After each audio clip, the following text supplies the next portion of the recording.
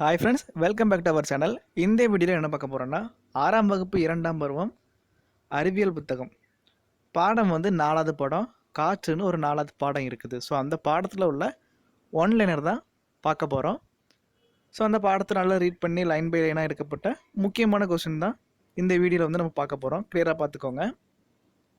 First question, புவி பரப்பிலிருந்து 800 kilometre தொலைவிற்கு மேல் பறந்து விரிந்து உள்ள காற்றுப்பகுதி அது வந்து என்னென்னா வளிமண்டலம். அப்போ புவிப்பரப்பில் இருந்து 800 கிலோமீட்டருக்கும் மேலே தொலைவில் உள்ள பறந்து விரிந்துள்ள காற்றுப்பகுதியை தான் வளிமண்டலம் அப்படின்னு சொல்கிறோம்.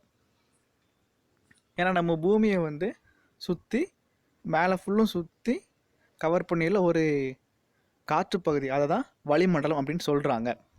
அப்போ பூமியை சுற்றி வந்து ஒரு குறிப்பிட்ட பரப்பு வர காற்று தான் நம்மளை வந்து சூழ்ந்து இருக்கு. அதுக்கு பேர் தான் வளிமண்டலம்.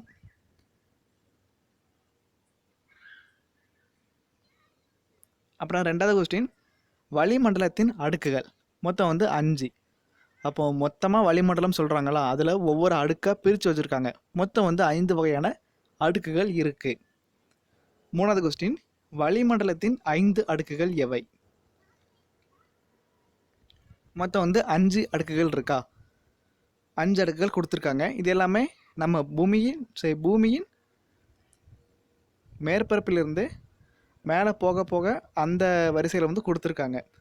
இப்போ வந்து ஃபஸ்ட்டு அடி வளிமண்டலம் கொடுத்துருக்காங்களா, இது வந்து பூமியின் மேற்பரப்பிற்கு மேலே உள்ள ஃபஸ்ட்டு அடுக்கு. அப்போ அது வந்து அடி வளிமண்டலம்.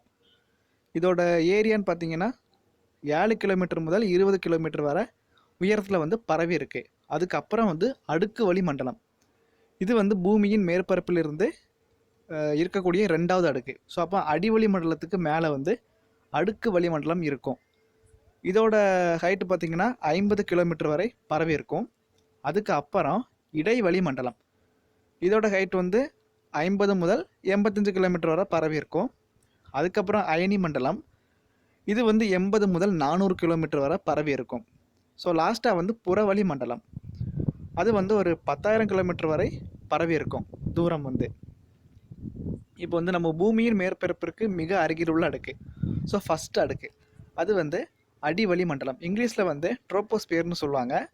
அதோட ஹைட் வந்து 7 முதல் 20 கிலோமீட்டர் வரை பரவி இருக்கும். ஸோ இந்த அடுக்கில் தான் வானிலை மாற்றங்கள் எல்லாமே நடக்கும். ஸோ நீராவி வந்து இந்த அடுக்கில் தான் காணப்படுது. அதனால தான் வானிலை மாற்றங்களான இந்த மழை பெய்கிறது இது எல்லாமே இந்த அடுக்கில் தான் நிகழக்கூடியது. அப்போ அடிவளி மண்டலம் வந்து நம்ம இருக்கக்கூடிய அடுக்குன்னு சொல்லலாம். ஸோ மழை பெய்கிறது வந்து இந்த அடுக்கு தான் ட்ரோபோஸ்பியர்னு சொல்லுவாங்க. அதுக்கப்புறம் 2வது அடுக்கு வளிமண்டலம் சொல்லியிருக்காங்களா, அது வந்து அதோடைய இங்கிலீஷ் நேம் வந்து ஸ்ட்ராட்டோஸ்பியர். அப்போ அடுக்கு வளிமண்டலம்னா ஸ்ட்ராட்டோஸ்பியர். ஃபஸ்ட்டு அடிவளி மண்டலத்துக்கு பேர் வந்து ட்ரோபோஸ்பியர். இந்த அடுக்கு வளி மண்டலத்துக்கு வந்து ஸ்ட்ராட்டோஸ்பியர்னு பேர் வச்சுருக்காங்க. இது வந்து 50 கிலோமீட்டர் வரை பரவி இருக்கும். முக்கியமான விஷயம், ஓசோன் படலம் வந்து இந்த அடுக்கில் தான் இருக்குது. ஸோ ஓசோன் லேயர் என்ன பண்ணுது, சூரியன்கிட்டேருந்து வரக்கூடிய புற ஊதா கதிர்களை வந்து பூமியில் வந்து விடாமல் தடுத்து நிறுத்துது. ஸோ அதனால் உயிரினங்கள் எல்லாம் பாதுகாக்கப்படுதாங்க.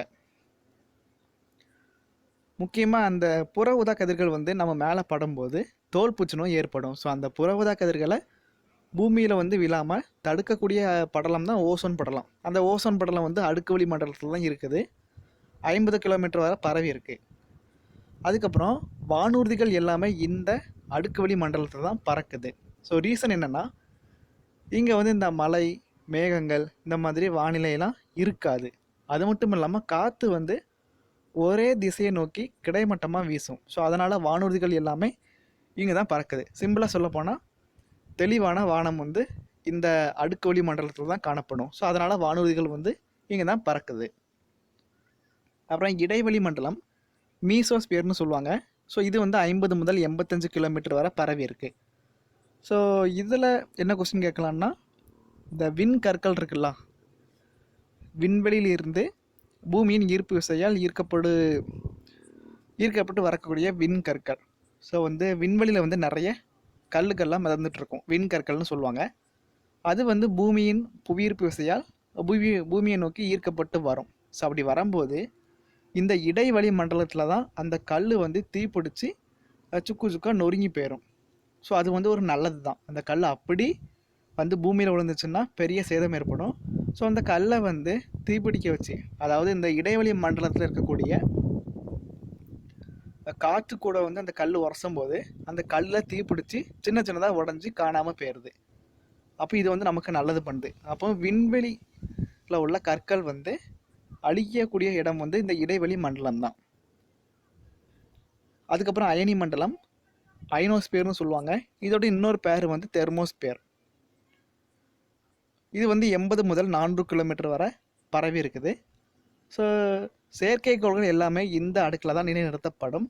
அது மட்டும் இல்லாமல் பூமியிலிருந்து அனுப்பக்கூடிய ரேடியோ அலைகள் வந்து இந்த அடுக்கில் போய் தான் செறிவூட்டப்பட்டு மறுபடியும் பூமிக்கு வந்து சேரும். ஸோ இதனால தான் நம்ம வந்து எஃப்எம் வானொலிகள் எல்லாம் கேட்க முடியுது.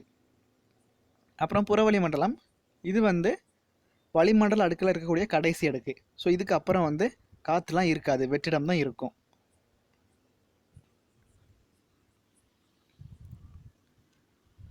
அப்புறம் 4வது கொஸ்டின் வந்து ஏற்கனவே சொல்லியிருக்கோம்.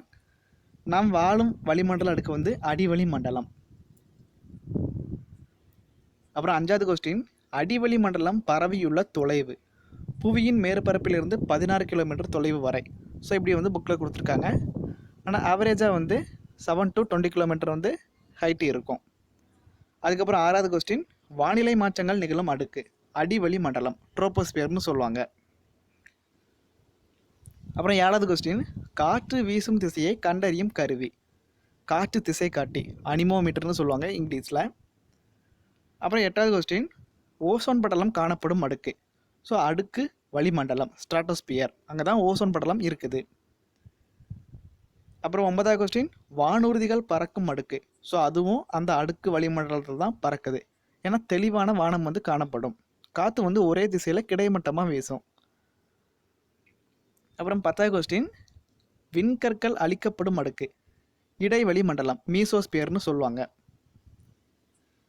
அப்புறம் வந்து 11வது கொஸ்டின், வளிமண்டல அடுக்குகளில் மிகவும் குளிர்ச்சியான அடுக்கு இடைவெளி மண்டலம், இதுவும் மீசோஸ்பியர் தான்.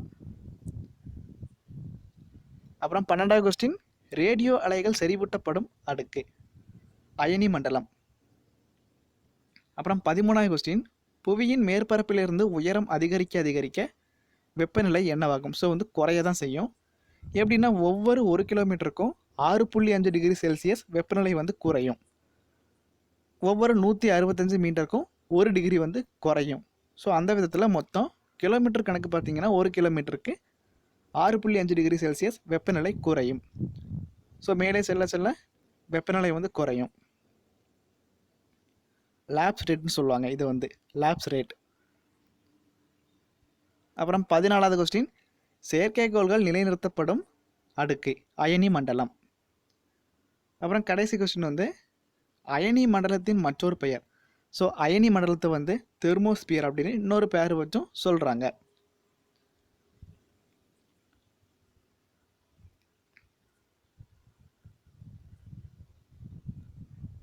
அப்புறம் வந்து மொத்தமாக மேலே செல்ல செல்ல வெப்பநிலை வந்து குறையும்னு நம்ம வந்து படிச்சிருக்கோம். ஆனால் இந்த ஒவ்வொரு அடுக்களையும் ஒவ்வொரு டிஃப்ரென்ஸ் வந்து இருக்கும், வெப்பநிலை கூடி குறையும்.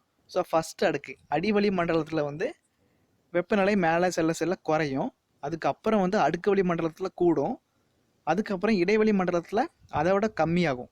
ஸோ இங்கே வந்து ஒரு 80 கிலோமீட்டர் வரை போகும்போது டெம்பரேச்சர் வந்து -100க்கு வந்து போயிடும். ஸோ -100 டிகிரி செல்சியஸ்க்கு போயிடும். அப்போ எவ்வளோ குளிர்ச்சியாக இருக்குன்னு பார்த்துக்கோங்க. வளிமண்டல அடுக்குகள்லேயே மிகவும் குளிர்ச்சியான அடுக்கு இந்த இடைவெளி மண்டலம் தான். ஸோ அதுக்கப்புறம் வந்து டெம்பரேச்சர் கூடிட்டே போகும். அப்போ மிகவும் குளிர்ச்சியான அடுக்கு வந்து இடைவெளி மண்டலம் தான்.